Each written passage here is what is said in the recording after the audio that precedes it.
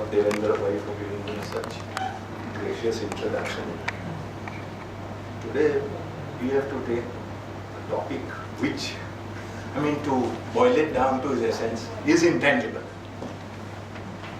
Furthermore, there is this is the graveyard shift, so one has to have some kind of lighter perspective in the topic. Now, these are my objectives. The first one, active two-way participation, is from a very selfish interest. You have to prevent me from falling asleep after such a nice lunch.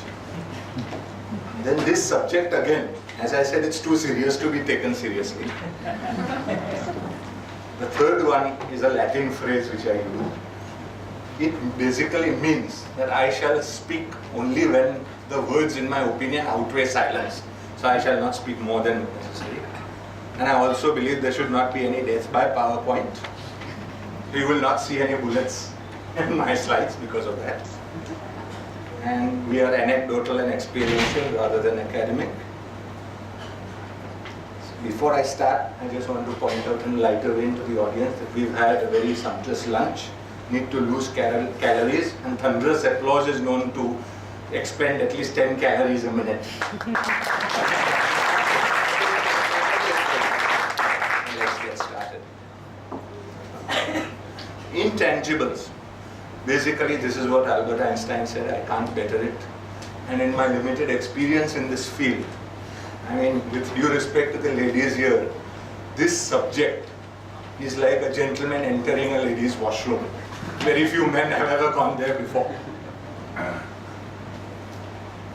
Then, as our previous learned speaker also said, the income tax officers, the income tax powers that be have been extremely courageous to the point of foolhardiness and defined intangibles. With that too with retrospective effect from 1/4/2002. Now, what does the scope of intangible property include? Includes what is known as marketing, technology design, artistic data processing, customer and contract. I have my variations and views on a lot of these things, but the tax authorities seem to think that customer intangibles are also very important, which may only be true in a limited sense. For example, you may have a customer, is tomorrow you don't provide adequate services, he is going to go elsewhere. So I don't see the question of customer intangibles. Contract intangible by virtue of very favorable contract, but then that does not really compensate you for the risk taken in entering into that contract at the time, where it may not have been so favorable. It's like if you enter into an option contract on the stock exchange, a call option, when the price is low and price shoots up, you make money. You can't say it's a contract intangible because you have taken the risk. Goodwill, human resources. Again, another thing where is location. According to me, location doesn't deserve to be here, because location is tangible. Today, if you are at VT and you are in McDonald's, you can't say that McDonald's, the real estate is worth X because McDonald's is there. Had it been a CA or a law firm, it would have been minus X. You can't say that. This is what the thing is trying to do that. Because the value of real estate is absolute. You can't say because of McDonald's the real estate has shot up. Then this is your more of methods, programs, algorithms, surveys. Basically all these by and large are excluded from the scope of patent law, methods, program. But still, in their wisdom, the tax authorities have included them. Any similar item deriving value from intellectual content. Now these are the classifications. The most important according to me are IPR and non-IPR. Because there at least you have law, you have legal decisions. You can, with of course limited scope, value them. But the others are actually really intangible. And it's going to be anybody's guess as to what somebody, TPO assigns arm's length prices. Other registrable but non-transferable rights. I don't know what they mean by that, unless they mean something known as a geographical indication, which has come in very lately in the realm of IP law and we'll deal with. Now, mainly I am going to deal in this presentation, also because of paucity of time and also because, a lot of CAs are interested in learning more about intellectual property rights. And they haven't really gone into it. And this is gaining more and more importance. As I say, these two things in transfer pricing are going to become more and more relevant as the years go by. One is IPR and one is derivatives. Derivatives, there is absolutely nothing today. But believe me, it is going to be a huge, huge thing in the future. Now let's mainly deal with intellectual property rights. In this also, I will actually give you practical pictures, sound clips, film clips. This is one of the reasons why the presentation is not distributed today, because the majority of it is in that format. It's collectively around 40 MB. So I could not reduce it to print form. It's one of the main reasons. There are a few slides in between, but without those things, the slides are virtually meaningless. Let's get into it. I mean, what is an intellectual property? It is some right from an intellectual endeavor. I mean, something which comes from the brain and which is intangible. Then it confers an advantage. Now, third is, it is generally territorial. This is a very important point which is overlooked because the Income Tax Act and transfer pricing are extraterritorial. Today, if I have a trademark in the USA, I have to register in India. Or at least it's preferable to register in India for remedies. There is no have to, but going to be very difficult enforcing it if you are not registered. Copyright also, by and large, it's territorial, but there are conventions. Patent is territorial unless you register it simultaneously in several territories using what is known as a patent cooperation treaty application. Then there are civil and criminal remedies available. Civil and criminal remedies are there for trademarks and copyright, not for patent. That's a very important thing to remember. And last but not least, an IP right is a negative right. It's like today I am producing a particular good, I am affixing a trademark or using a service mark in respect of those goods. I cannot stop or preempt somebody from giving the same trade or service. I can only prevent him from using my mark. In essence, as in the US they call it a patent right, is a negative right. It's like a hunting license. It gives you the right to hunt infringers. So it's a negative right. That's a thing very important to remember, especially from a TP perspective. It's not a positive right when you argue a case in TP. This is overlooked. I mean, I have not seen any reported judgment stressing on this point. Okay. Now let's get into the meat. Patents. Patents are for inventions. Now, a little bit about invention. What is an invention? An invention is something which has an inventive step. What is an inventive step? Inventive step is a step which is not obvious to a person skilled in the art. That means, for example, in machining technology, I am not skilled in the art, so everything is non-obvious to me. But say a fellow technician, when he sees an inventor, he says, this is not obvious.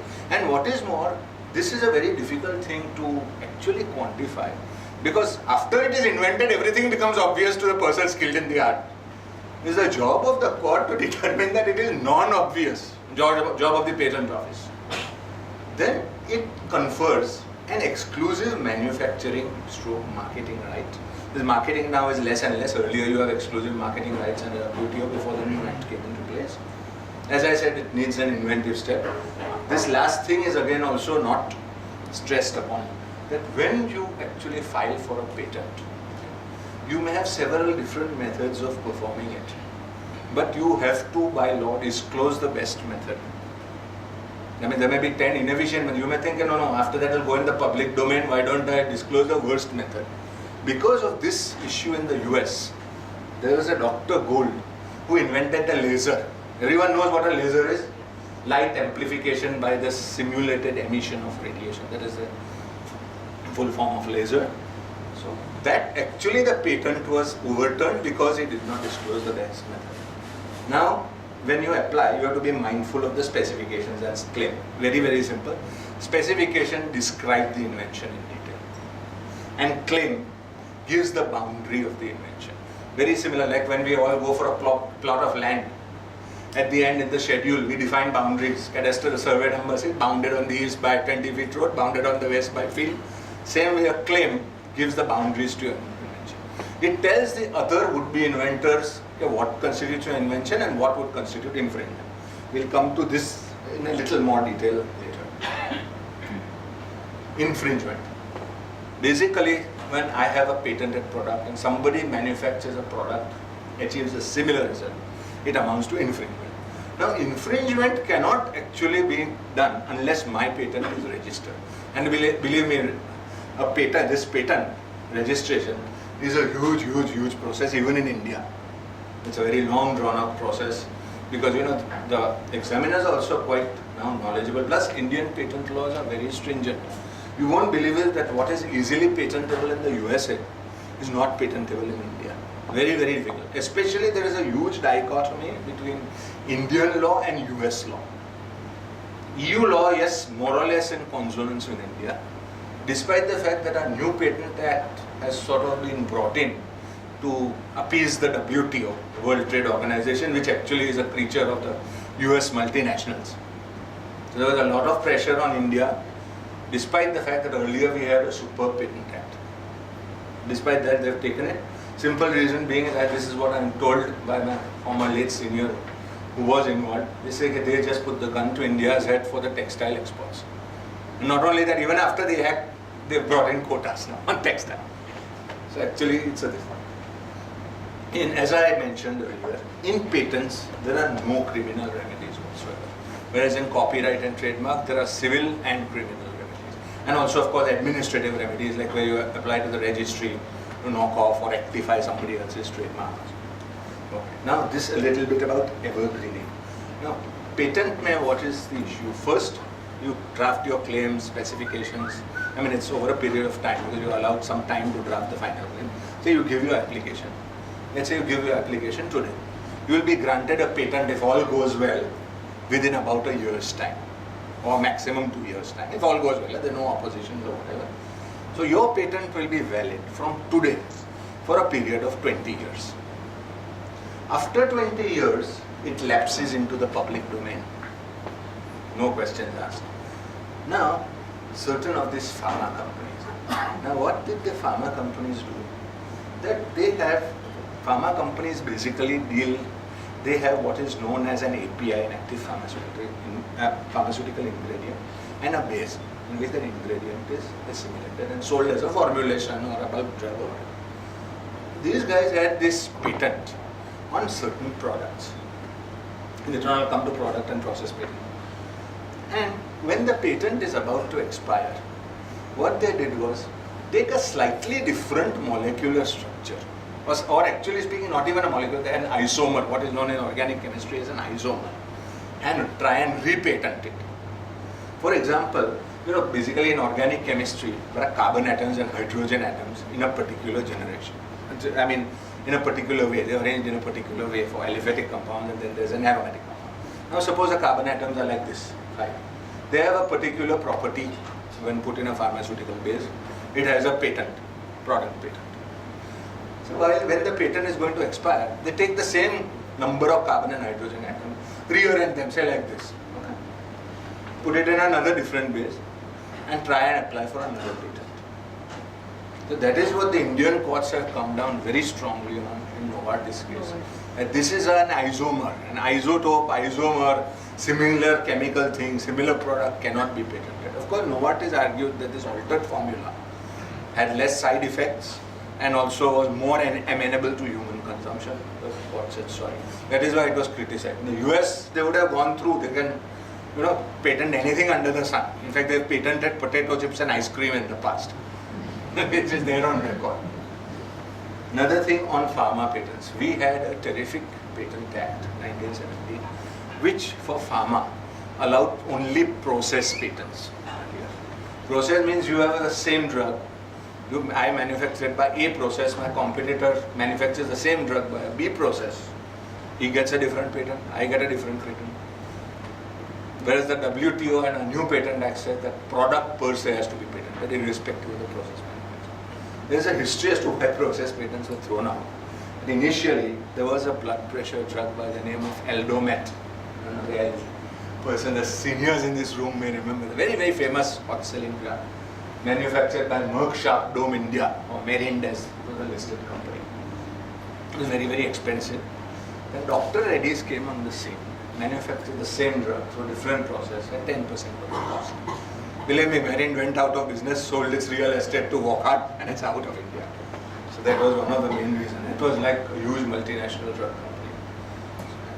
Pharma patents, again, one more issue. Pharma patents, even today, the government has what is known as the power in very limited circumstances to issue compulsory licenses, which is what they're trying to do for Cipla, and Bayer is trying. Zenora, Fib, or some such drug, I don't recall it. That if there is great requirement or there is an epidemic, the government can, because the patent application is with the government, they have the formula, best method, so they can take this and give it to another company. Okay, you produce because we need, the parent company can't produce enough drug. And also, even if they produce, they are very, very expensive.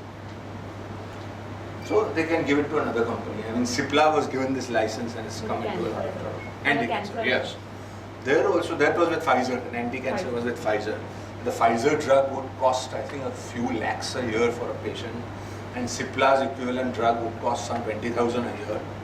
But then Pfizer is not taken it very well, obviously. So pharma patents is another thing. Another thing in pharma patents is if you do give a compulsory license, the Act prescribes just a 4% royalty of X factory price.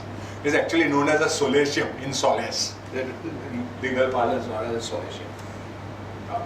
Now we come to PCT application. This is more important from the context of transfer pricing, because this enables you, like if I am an inventor, I say market for my invention is in, let us say, 30 countries. Okay?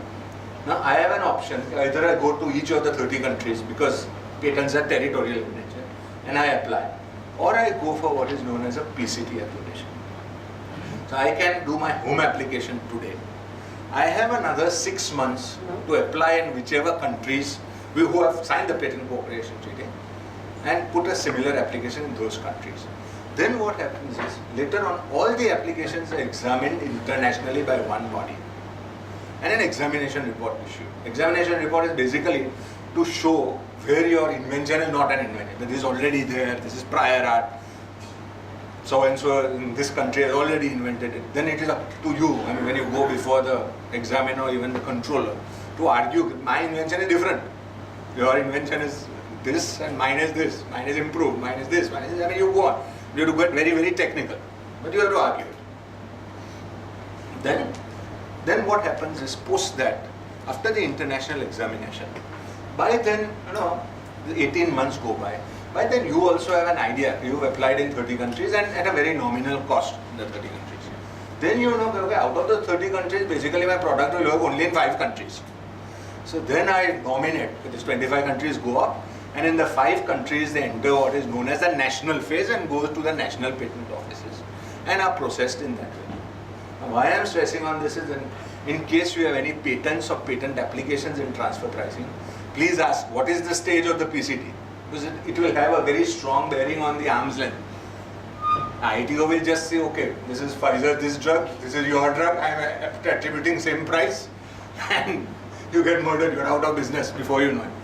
So it's very important to argue on this issue, especially from a transfer pricing perspective. Then we come to patents versus traditional knowledge.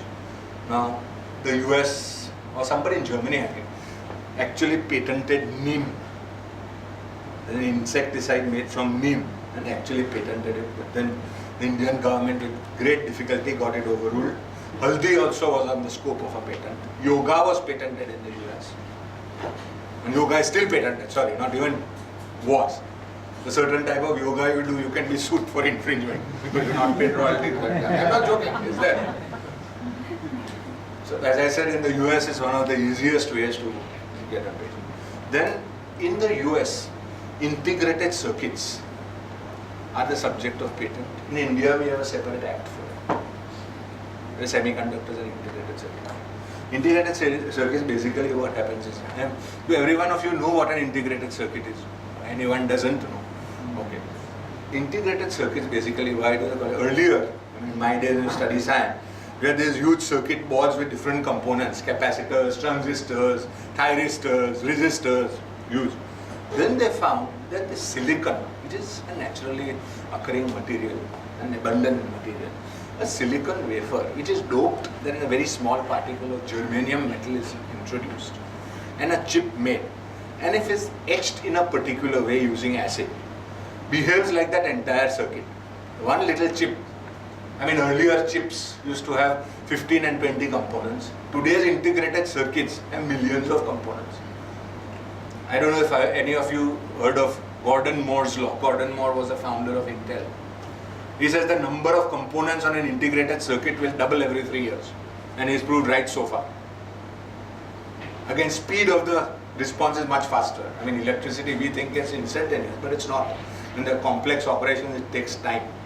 Today, they have what is known as the teraflop barrier in integrated circuits, which means 10 raised to the power 12 cycles a second, which is almost approximately the speed of light. Because so far as Einstein has said, nothing can exceed the speed of light. Although there are these particles which are discovered to exceed the speed of light, but that's a different issue. Then, next thing we come to is plant varieties. In India, we have a separate act for plant varieties also. That means if you discover a new variety, either growing naturally or hybrid or whatever, you are entitled to get intellectual property protection for it. Even there are separate farmers' rights in it. This actually came into focus. How many of you know of the Cargill case? Anybody? See, Cargill was a US seed company. Okay. Now, they did all this genetic engineering on seeds, such that a farmer buys seeds. Okay. Normally when a farmer buys seeds, he will plant. Out of his crop, 2% or 3% he'll remove for the next planting. He'll take out the seeds and keep it. Now, what Cargill did was introduce this technology known as GURT, G-U-R-T, gene using restrictive technology. Basically, in common parlance, it is known as terminator gene. Which means if you plant a Cargill seed, it will grow. But if you take out the seed and try and replant it, it is sterile. Actually, the same thing is happening for certain kinds of multinational curds, if you notice. I have noticed in my practical experience that you take that bacillus, try and make curd again, it will not come. This is what a lot of my friends have noticed. Particular multinational, very famous multinational brand. So we have a plant varieties.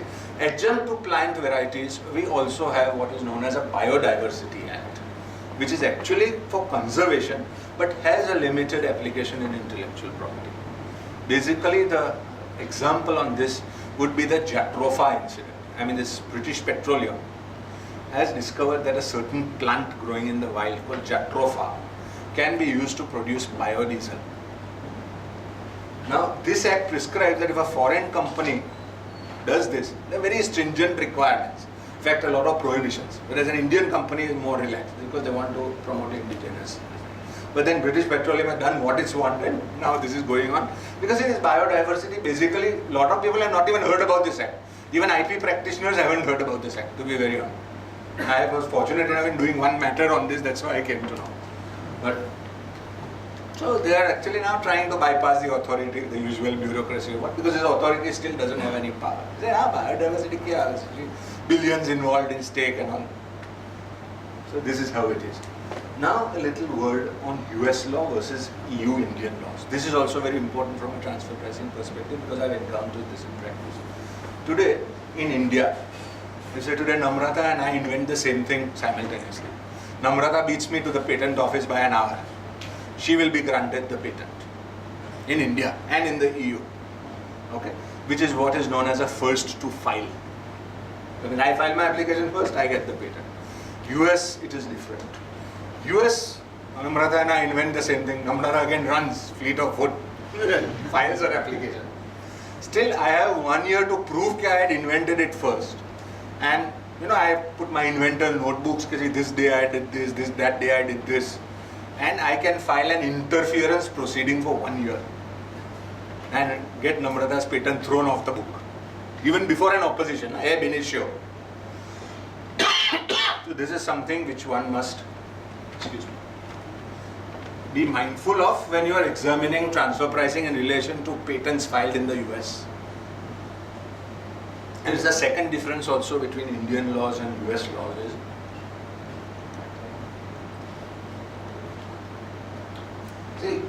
in the US, claim which are the boundaries of your invention, there is a literal construction. What is there in words, very clear, unambiguous, is construed. Whereas in India, which of course emanates from England and EU, there is what is known as a purposive construction. Now to elaborate on this, I'll give you an example. Like say I have some very important device. In the US, I am using a bellows, say to pump air. Okay? Manual device, like a manual pump. In the US, I write so and so claim, so and so with bellows, whatever. Okay, it's written bellows, restricted to bellows, which means today somebody invents the same thing, but instead of the bellows, he puts in an air pump, automatic. He would get the patent in US. Whereas in India and EU, he would not get the patent because that claim is purposively constructed, that the purpose is to pump air, not to with a bellows or with a pump or something, and that patent would not be granted. US, they call it, they have their own terminology, they call it file wrapper estoppel. That means whatever is written on the wrapper of the file, the inventor is estopped from claiming anything more. Whereas in the US, in the UK and India, it is known as purposive construction. That is the second difference. So of course, if one has to get into construction of claims, all these things have to be borne in mind. Now, how many of you here know about a basmati issue? Can you tell me, anyone can tell me, is basmati rice, what it is? Is it a trademark, is it a patent, is it a geographical indication? No? It's a natural product. Sorry? Natural product. Yeah, but something has to be there. Like today, Goa cashew fanny is a geographical indication. Scotch whiskey is a geographical indication. Belongs to India. Sorry. It is a crop of India, Indian crop. Sadly, very, very sadly, there is nothing to protect basmati today, unfortunately. And there are basically two reasons for this. That it is a long-grained, fragrant rice which grows on the Indo-Gangetic plain, and also common to certain areas of India and Pakistan. That is reason number one. Secondly, what does the word basmati mean? Bas means fragrance, mati means queen. So there is absolutely no correlation with rice or product. In fact, there was a Texas company which actually patented basmati, Rice Tech International, and they called it basmati. They patented. In India, I was totally unaware of it. At the WTO session in Australia, my former late senior was actually involved in this. And despite no governmental support, he told the government, I'm going to fight for this. He managed to get the basmati out of the patent. But despite this, the tribunal granted that Texmati will allow, basmati won't be a patent. But Texmati has the right to claim that it is superior to basmati. That is still there on the statute, unfortunately, because our government was totally uninterested. And my former late senior fought totally pro bono, free of charge in Australia on this issue.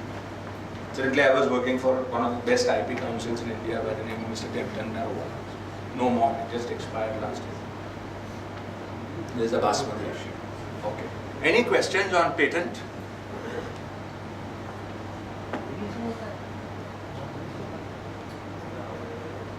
Anyone? Shall we proceed now to trademarks? Patent is the driest, dullest subject of IP. And in the US, one of the biggest money is patents. But in India, you hardly get patent laws. 1 out of every 1,000 or so. By and large, you get trademark litigation. I would say almost 99 out of 100 would be trademark litigations. But there also, out of those 99, only 1 or 2 will actually give you some principle of law. Otherwise, by and large, trademark and IP litigation is decided in the high courts at the ad interim stage. Ad interim is on the threshold. You file a notice of motion and you go and argue. Okay, so grant an injunction, my lord, grant an injunction against use of his mark, otherwise grave damage will be caused to me. Injunctions are granted on the balance of convenience because the suit will come out after 10 years. Now if I am defending a trademark, somebody has infringed, I get an injunction in my client's favor, I won the matter. Because the other chap is not going to wait for 10 years to proceed his suit. In fact, when the suit comes up, in fact, he'll say withdraw. But if I don't get an injunction at the ad interim stage, I have lost. Because then he is going to develop his trademark. Same with patent, you have to be very careful in IP litigation. There is another thing when you do your due diligence, even for transfer pricing or IP, ask what is the stage of your application, what is the action taken, do we have a court order. If you have any